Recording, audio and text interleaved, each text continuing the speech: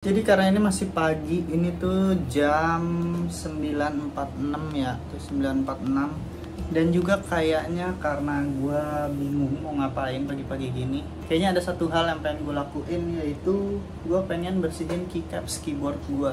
Karena lo orang bisa lihat sendiri nih ya,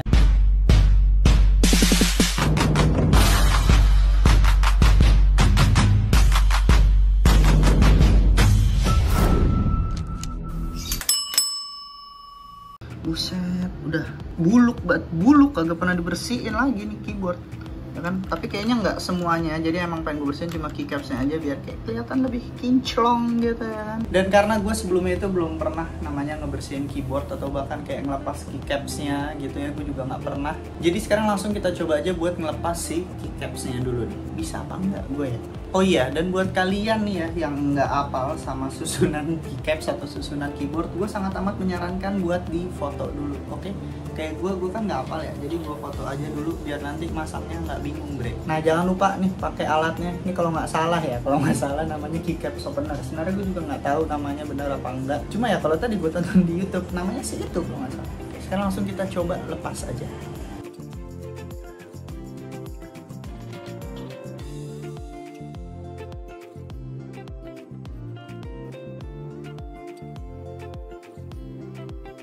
Nah ini jadi keycapsnya udah gue buka semuanya ya, nih kayak kalian bisa lihat sendiri, anjir busuk banget, gila, kotor banget. Ya udah sekarang langsung kita lanjut bersihin aja, bre. Salah sih, seharusnya bukan pakai tisu nih, tapi kayak pakai kuas gitu lebih enak ya. Sekarang gue ambil dulu kuasnya. Ternyata setelah gue cari-cari kuasnya nggak ada, jadi kayak gue pakai ini aja. Nih kalian tau gak sih, ini yang kayak buat bersihin sedotan gitu loh, yang buat kita lanjut bersihin dulu aja, kayaknya bisa sih pakai ini ya.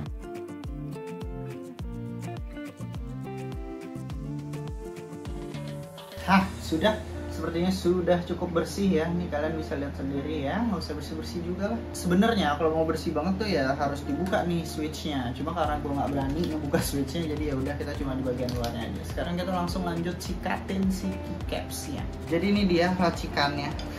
Sebenarnya bukan racikan yang gimana-gimana banget nih, kayak cuma air pakai sunlight doang. Sekarang langsung kita lanjut sikat-sikatin nih satu-satu keycapsnya ya, supaya bisa bersih, kinclong, jadi kalau kerja tuh enak gitu.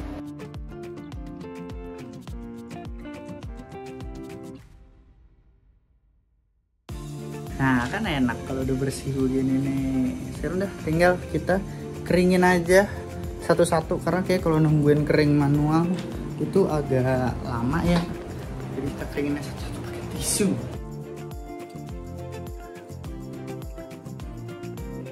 Kayaknya gue tarik deh omongan yang kalau nyikat itu capek, ngeringin ini tuh lebih capek anjir, sumpah.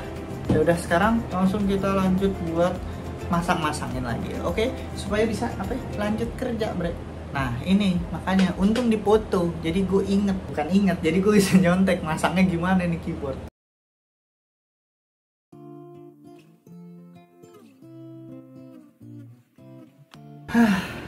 Selesai juga, beres semua, udah bersih ya kan, tuh kinclong lagi, kinclong ya kan. Sekarang langsung kita cobain aja the moment of truth, apakah masih bisa berfungsi dengan normal tombol-tombolnya.